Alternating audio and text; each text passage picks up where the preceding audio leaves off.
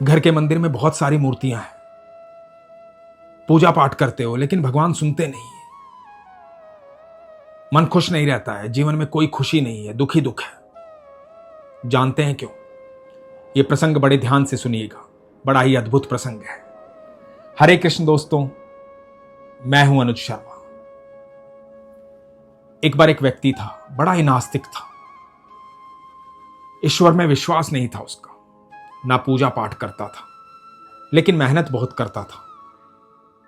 मन दुखी रहता था, परेशान रहता था। उसका एक दोस्त था, भगवान में बड़ा विश्वास रखता था, पूजा पाठ करता था। उसने अपने इस दोस्त से कहा कि तू इतना दुखी रहता है, मेरे कहने से बस इतना सा कर ले कि भगवान की पूजा किया कर, भगवान श्री कृष्ण की पूजा किया कर।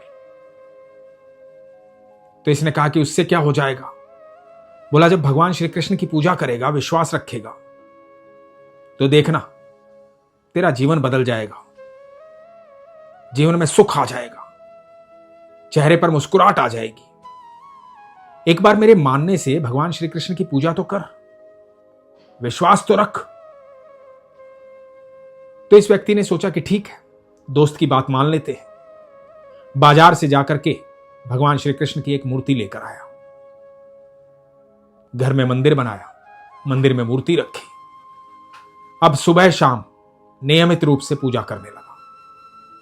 रोज पूजा करता, भगवान के सामने अपनी बात रखता कि भगवान मुझे नौकरी चाहिए, खूब धन चाहिए, बड़ा सा घर चाहिए, बड़ी गाड़ी चाहिए, मेरी व्यवस्थाएं करो। रोज अपनी डिमांड भगवान के सामने रखता, लेकिन मन अब भी दुखी था, मन अब भी परेशान था। जीवन में कोई सुख नहीं आया, कोई बदलाव नहीं हुआ। तो दोस्त को बोला कि भाई, जीवन में कोई बदलाव नहीं हो रहा है, तेरे कहने से भगवान श्री कृष्ण की पूजा करता हूं। तो दोस्त ने कहा कि अभी थोड़े ही दिन तो हुए हैं, थोड़े दिन पूजा कर, विश्वास पैदा कर, तब देखना होगा चमत्कार। तो इस व्यक्ति ने कहा कि ठीक है। अब पूजा करता था, नियमित रूप से भगवान से बात करता था, भगवान से कहता था गाड़ी चाहिए, घर चाहिए, नौकरी चाहिए, अच्छी पत्नी चाहिए, सुख चाहिए, शांति चाहिए। रोज पूजा करता, रोज यही बात करता। समय बीतने लगा, करीबन 1 साल बीत गया, लेकिन जीवन में कोई बदलाव नहीं हुआ। जब जीवन में कोई बदलाव नहीं हुआ तो मन बड़ा दुखी हो गया और अपने दोस्त से जाकर के झगड़ा किया और दोस्त से कहा कि सुन, 1 साल हो गया है मुझे, कुछ नहीं हुआ, कुछ नहीं करते तेरे कृष्ण, कोई फायदा नहीं है पूजा पाठ करने से। तो एक दूसरा दोस्त वहां पर था, उसने कहा सुन मेरी बात, मैं तुझे सही बताता हूं, मैं माता रानी की पूजा करता हूं और मेरे जीवन में देख कितनी खुशहाली है। मेरे तो जीवन के सारे काम माता रानी ने बनाए हैं, मां भगवती की कृपा से सब कुछ है मेरे पास। तू देख क्या नहीं है मेरे पास, अच्छा घर है, अच्छी गाड़ी है, अभी मेरा विवाह हुआ है, सुंदर पत्नी आई है, बहुत प्रेम है हममें, मैं खुश हूं। मैं भी बहुत दुखी रहता था, लेकिन किसी ने मुझे बताया मां भगवती की पूजा कर, मैंने पूजा करनी शुरू की और जीवन बदल गया। तो तू मां भगवती की पूजा करनी शुरू कर। इसने कहा कि मुझे किसी की पूजा नहीं करनी। मायूस होकर के वहां से चला आया। रात्रि में बैठ करके सोच रहा था, दिमाग में बात आ रही थी कि बात तो सच कह रहा है, मां भगवती की पूजा की और जीवन बदल गया, ये तो साक्षात प्रमाण है। अगले दिन सुबह गया, मां भगवती की मूर्ति लेकर आया, अपने मंदिर से भगवान श्री कृष्ण की मूर्ति हटाई और उसे ऊपर अलमारी पर रख दिया और मंदिर में मां भगवती की मूर्ति रख दी। मां भगवती की पूजा करने लगा। मां भगवती को जोत लगाता, अगरबत्ती लगाता, पूजा करता, आरती करता और वही अपनी बात रखता कि बड़ा घर चाहिए, गाड़ी चाहिए, अच्छी पत्नी चाहिए, धन चाहिए, सुख चाहिए, सुविधाएं चाहिए। अब धीरे धीरे समय बीतने लगा। मन में ये भाव भी आया था कि अब तो थोड़े ही दिन हुए, जरूर जीवन में चमत्कार होगा। एक दिन पूजा कर रहा था मां भगवती की और देख रहा था कि अगरबत्ती का धुआं जो है उड़ करके अलमारी की तरफ जा रहा है।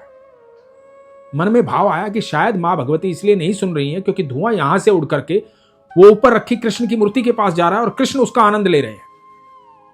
मन में जैसे ही ये भाव आया तो समझ गया कि इसलिए मां भगवती भी मेरा कोई काम नहीं कर रही है, क्योंकि धुआं तो कृष्ण के पास जा रहा है। कृष्ण की मूर्ति वहां रखी है, कृष्ण इसका आनंद ले रहे हैं। वहां से उठा और कृष्ण की मूर्ति को वहां से उठाने लगा और कहने लगा कि तुम इसका आनंद ले रहे हो ना, तुम्हें यहां नहीं बैठने दूंगा। और जैसे ही मूर्ति को उठाया, भगवान प्रकट हुए, ठाकुर जी प्रकट हो गए। ठाकुर जी मुस्कुराए और ये देखता रह गया, हैरान हो गया। इसने कहा मैंने 1 साल आपकी पूजा की, नियमित रूप से पूजा की, तब आप प्रकट नहीं हुए। आज जब मैं आपको यहां से उठा करके ले जाने लगा विसर्जित करने के लिए, तो आप प्रकट हो गए। ऐसे क्यों प्रकट हो गए आप? आपको चिंता हो गई थी, आपको डर हो गया था यहां से जाने का, क्योंकि आज के बाद आपको जो जोत लगाता हूं मैं, जो अगरबत्ती लगाता हूं, उसकी खुशबू नहीं मिलती, जो भोग लगाता हूं उसकी खुशबू नहीं मिलती, इसलिए प्रकट हो गए आप। भगवान मुस्कुराए। भगवान ने कहा कि अब से पहले तुम सिर्फ मुझे मूर्ति समझ रहे थे,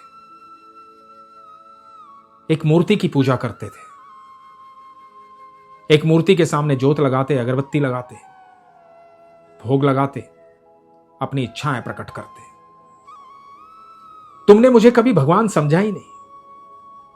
आज पहली बार तुम्हें यह एहसास हुआ कि जो भोग तुम लगाते हो, जो अगरबत्ती तुम लगाते हो, उसकी खुशबू मुझ तक पहुंच रही है, मैं उसका आनंद ले रहा हूं। पहली बार तुमने मूर्ति के रूप में नहीं सोचा, तुम्हें लगा कि मैं साक्षात यहां पर हूं, इसीलिए मैं आनंद ले रहा हूं। और जैसे ही तुम्हारा विश्वास इतना प्रगाढ़ हुआ कि तुम्हें लगने लगा कि मैं तुम्हारे भोग का, तुम्हारी अगरबत्ती का आनंद ले रहा हूं, वैसे ही मैं प्रकट हो गया, क्योंकि आज तुमने मुझ पर विश्वास किया है। अब तुम्हारी सारी चिंताएं, सारा दुख अपने आप दूर हो जाएगा। दोस्तों, हमारे घर में बहुत सारी मूर्तियां हैं मंदिर में, रोज जोत बत्ती करते हैं, भोग भी लगाते हैं, नियमित रूप से उठते भी हैं, प्रार्थना भी करते हैं। लेकिन क्या कभी सोचा है कि वो मूर्तियां नहीं है, साक्षात भगवान विराजमान है? क्या कभी उस तरीके से बैठ करके भगवान से बात की है? कभी भगवान से पूछा है, प्रभु आप कैसे हैं? प्रभु आप आनंद में हैं, आप खुश हैं, आप प्रसन्न हैं ना प्रभु? कभी ये महसूस किया है कि वो मूर्तियां नहीं है, साक्षात ईश्वर बैठे हुए, ये सोचकर उनसे बात की है, ये सोचकर उनसे वार्तालाप किया है? जिस दिन ये सोच करके वार्तालाप करोगे ना, उनसे बात करोगे ना, तो भले ही जोत भी मत लगाना, भले ही अगरबत्ती भी मत लगाना, बस ये मान लेना कि साक्षात ईश्वर बैठे हैं, उनसे वार्तालाप करना, तो यकीन मानना आपकी हर बात भगवान सुनेंगे। और जैसे हम आपस में बात करते हैं, वैसे ही भगवान भी आपसे बात करेंगे। वो सच में बात करते हैं, साक्षात बात करते हैं। आप उनकी बातें समझ पाएंगे, आप तक वो आवाज पहुंचेगी। लेकिन कब? जब आपको यह विश्वास हो जाएगा कि आपकी आवाज उन तक पहुंचती है, तब। और यह विश्वास कैसे होगा? जब आप उन्हें मूर्ति नहीं मानेंगे, साक्षात मानेंगे। यकीन मानना दोस्तों, कुछ दिन, सिर्फ कुछ दिन ये करके देखो। घर से बाहर जाओ सुबह, तो भगवान को अपने पूरे दिन की दिनचर्या बता करके जाओ कि प्रभु आज मेरे दिन का शेड्यूल ये है, मैं ये करने वाला हूं। और जब रात्रि में घर पर वापस आओ, तो भगवान को आकर बताओ कि प्रभु आज सारे दिन में ये घटित हुआ। सुबह जब प्रभु के पास से जाएंगे और प्रभु को कहेंगे कि प्रभु मेरे साथ रहिएगा इस दिनचर्या में, तो यकीन मानना आपको सारा दिन ईश्वर की अनुभूति होगी कि ईश्वर हर कार्य में आपके साथ है। और जब रात्रि में आकर के आप भगवान को बताएंगे कि प्रभु आज ये घटित हुआ है, तो यकीन मानना आप निश्चिंत होकर के सो पाएंगे। जीवन में सुख आ जाएगा, खुशी आ जाएगी, प्रसन्नता आ जाएगी, सारे दुख दूर हो जाएंगे। लेकिन इसके लिए विश्वास की आवश्यकता है। इसीलिए हमेशा कहता हूं, अपने विश्वास को मजबूत रखो, अपना ख्याल रखो। हरे कृष्ण।